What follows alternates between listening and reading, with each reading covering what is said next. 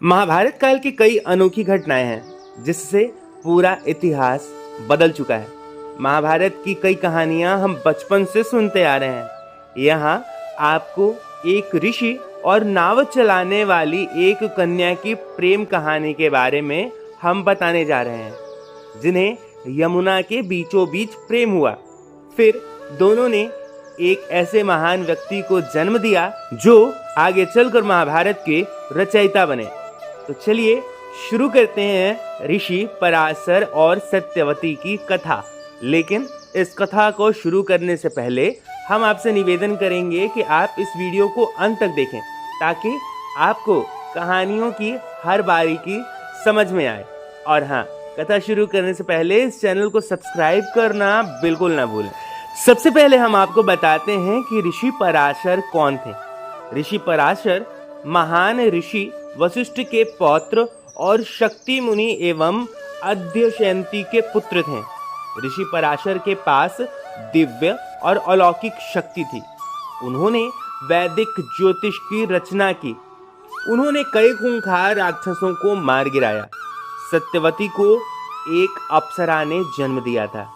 उस अप्सरा को मछली बने रहने का श्राप मिला था, इसीलिए सत्यवती के शरीर से मछली की गंध आती थी और सत्यवती को गंधवती भी कहा जाता था। सत्यवती का पालन पोषण एक केवट ने किया था। अब पौराणिक कथा की बात करें तो एक कथा के अनुसार एक बार ऋषि पराशर यमुना पार करने के लिए सत्यवती की नाव में सवार हुए।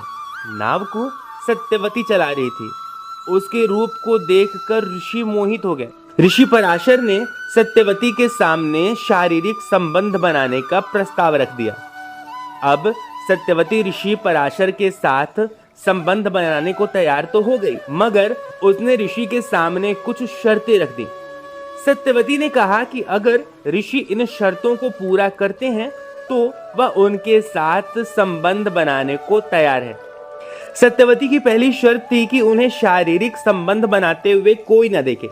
ऋषि ने यह शर्त मान ली और अपनी दिव्य शक्ति से घने कोहरे व कृत्रिम आवरण बना दिया। सत्यवती ने फिर कहा कि उसकी कौमार्यता किसी भी हालत में भंग नहीं होनी चाहिए।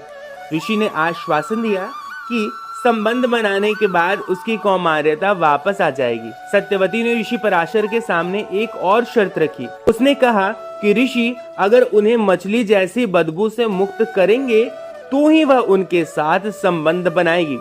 ऋषि ने तुरंत उसकी बदबू दूर कर दी और उसके शरीर से फूलों की खुशबू आने लगी। कुछ इस तरह ऋषि पराशर और सत्यवती के बीच संबंध स्थापित हुआ। सत्यवती ने फिर एक पुत्र को जन्म दिया। वहीं आगे जाकर महर्षि वेदव्यास के नाम से विख्यात हुए। वेदव्यास ने ही महाभारत की रचना की। कहते हैं कि सत्यवती को वो पुत्र जन्म के तुरंत बाद ही बड़ा हो गया और फिर सुमसान द्वीप पर जाकर तपस्या करने लगा। तपस्या के दौरान उसका रंग काला हो गया, इसीलिए उसे कृष्ण द्वैपायन भी कहा जाने लगा। द्वैपायन उस द्वीप का नाम था। बाद में कृष्ण द्वैपायन ने वेदों का वर्णन किया, इसीलिए वे वेदव्यास के नाम से विख्यात हुए। वेदव्यास ही महाभारत के रचयिता हैं।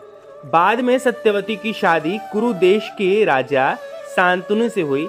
इस तरह वह हस्तिनापुर की रानी भी बनी। तो दोस्तों, यहाँ समाप्त होती है सत्यवती और ऋषि पराशर की कथा। कथा को लेकर आपके मन में कोई संशय हो तो उसे कमेंट बॉक्स में लिखें। हम यथाशीघ्र आपके सवालों का जवाब देने का प्रयास करेंगे। कथा अगर आपको अच्छी लगी हो तो इसे अपने मित्रों, बंधु बांधवों व परिजनों के साथ साझा करें। और हाँ, जाते जाते इस वीडियो को लाइक करना और चैनल को सब्सक्राइब करना बिल्कुल न भूलें। अब अगली वीडियो तक के लिए दीजिए हमें इजाजत। हमारे सभी साथियों को हरे कृष्णा।